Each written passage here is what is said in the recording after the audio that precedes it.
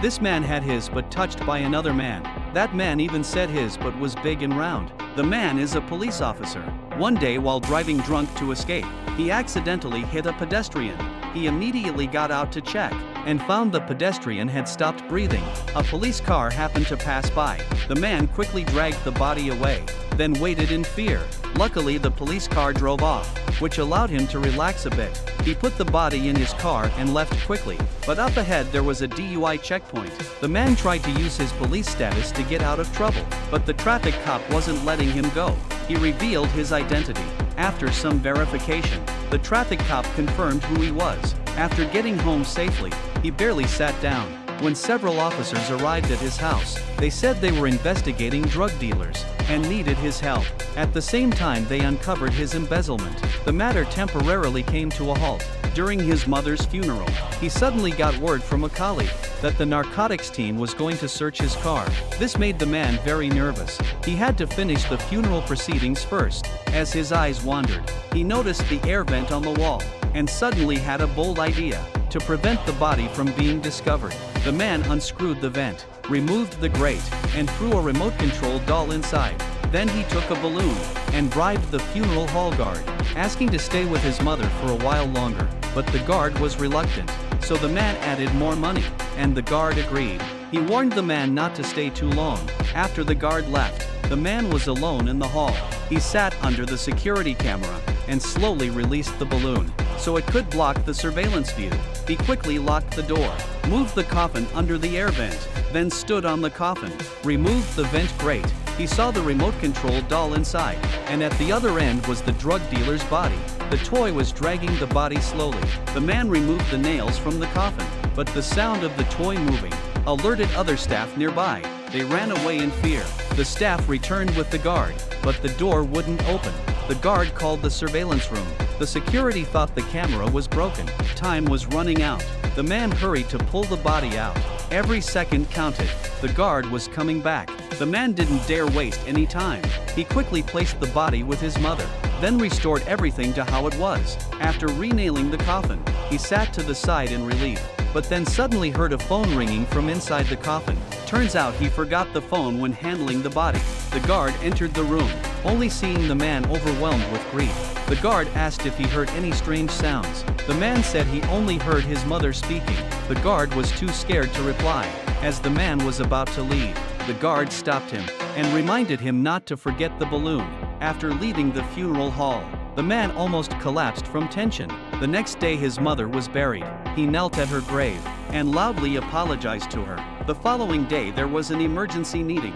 They needed his help on a case to arrest a drug dealer. The man realized the dealer was the one he had hit. The next day they investigated together. Unlike the others, the man seemed distracted. After the team leader gave the order, everyone rushed into the house, but it was empty. While wandering in the yard, the man found the same dog from that night. He followed it through the back door and saw it was the crash scene. Even the skid marks were still there. He feared the accident might be traced back to him. Later, while checking the surveillance inside the house, his colleagues said nothing was visible. Luckily, nothing suspicious was found, and the man felt relieved for now. The next day he received a phone call. The caller said his name and claimed to have info on a fugitive. The man hung up immediately, but the caller phoned again and said they saw him hit someone.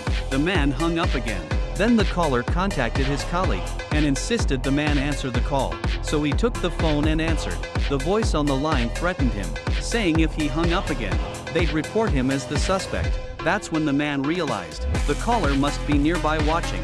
He rushed downstairs to look around, and sure enough spotted a mysterious figure. He chased after the person, and discovered it was the case leader, the newly transferred officer. The leader took him to the restroom, and said a lot of insulting things. He also demanded the drug dealer's body. Then he touched the man's butt, saying he'd squeeze the crap out of him. The man fought back immediately. After a fierce struggle, he realized he couldn't win, and hid in a bathroom stall. But the door was kicked open. After being beaten, the man couldn't resist anymore, and agreed to hand over the body. At night the man dug up the body. From the body, he found a cell phone. After removing a fake eye, he discovered a gunshot wound. It turned out the dealer was already dying before the crash. On the phone he heard the leader's name. He finally confirmed the leader was involved. What he didn't expect was that the leader was a corrupt cop. Using his position, he seized drugs and sold them for a huge profit. But the drug dealer had stolen a key, so the leader hunted him down. The dealer was shot and fled, but got hit by the drunk driving man and died on the spot. Knowing the leader's secret, the man found the dog at the dealer's home, and inside its kennel, he found a card.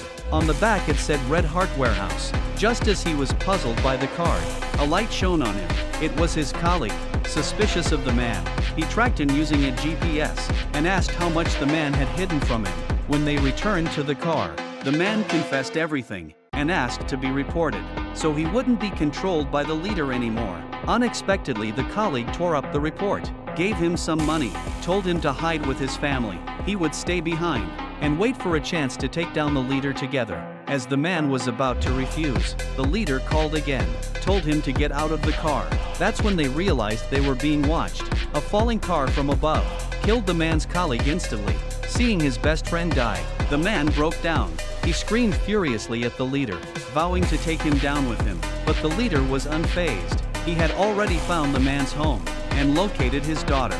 Hearing his daughter's voice terrified him. He drove straight home. Fortunately, when he arrived, it was a false alarm. That night, as he read the leader's threats, he knew he had to kill him. So he sent his wife and daughter away and prepared for a final showdown. He gathered some bullets and mixed in some blanks. He also noticed a timed bomb nearby, so he made a plan. He hid the bomb in the dealer's body, then went to meet the leader. He placed the body in the car. The leader hugged him and took his gun, then scanned the body, thinking it held the key. The man kept his promise and turned to leave. As he pulled out the detonator, the leader called out to him and suddenly shot him, but didn't realize the bullets were blanks. The man screamed at him to finish him. The leader lowered his guard and returned the gun. As the leader drove off, the man finally felt relief. He pressed the detonator, triggering the time bomb.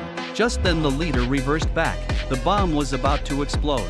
Not knowing anything, the leader invited him to eat. The man refused frantically. The leader gave up and drove off. The bomb exploded instantly.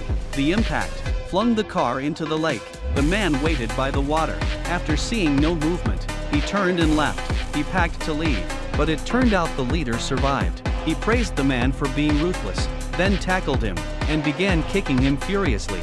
Enraged and powerful, he beat the man badly, pinned a cabinet on him. While the leader was washing up, the man crawled out and tried to jump from one room into the living room. When he got there, the leader was already waiting. They had no choice but to fight it out.